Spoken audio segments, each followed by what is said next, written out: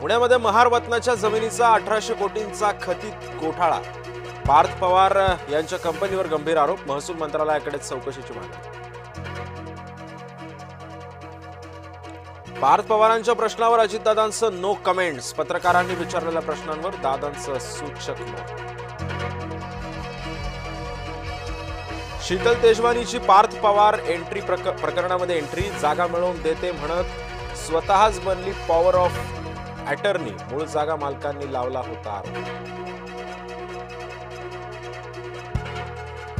पार्थची फोनवरून बोलले चूक नसल्याचं त्यांच्याकडून स्पष्टीकरण.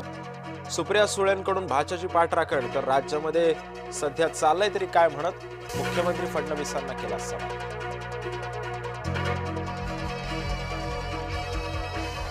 राजकीय वरदहस्त असल्याशिवाय हे शक्य नाही. चौकशीनंतर सरकार कारवाई करेल असं वाटत नाही.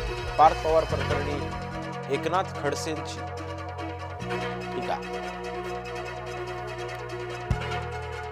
पुण्यामध्ये ठाकरे गटाचं पार्थ पवार यांच्या विरोधामध्ये आंदोलन. हातामध्ये श्रीखंडाच्या वाट्या घेत घोषणाबाजी सुद्धा केली.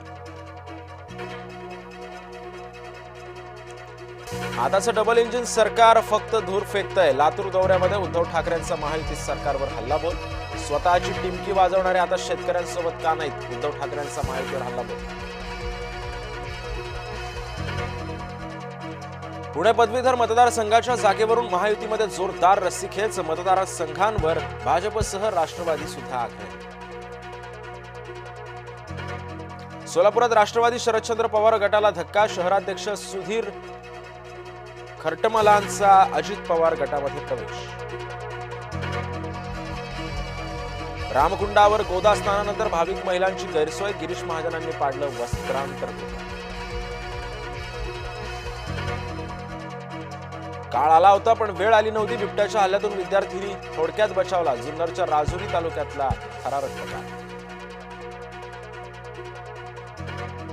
शिरूरच्या खेड तालुक्यातील वाळद इथं बिबट्या जेरबंद. परिसरातील नागरिकांनी सोडला सुटकेचा निश्वास.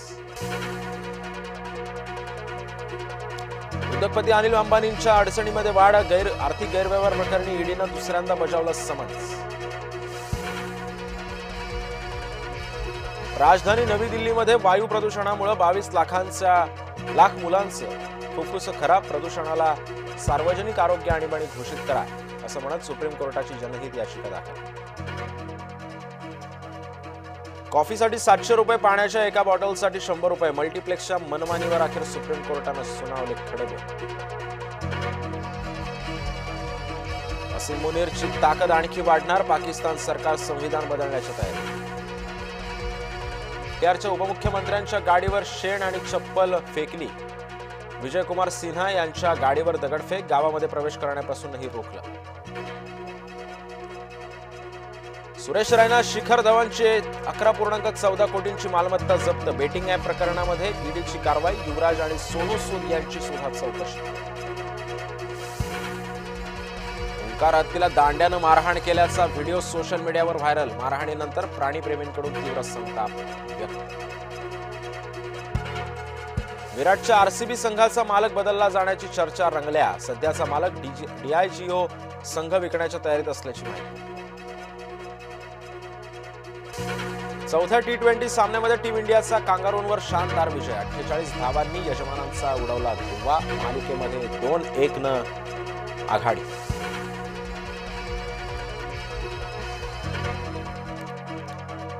वर्ल्ड चॅम्पियन भारतीय महिला संघाच्या खेळाडूंवर बक्षिसांचा वर्षाव. प्रत्येक खेळाडूला मिळणार कार. टाटा मोटर्सची मोठी घोषणा.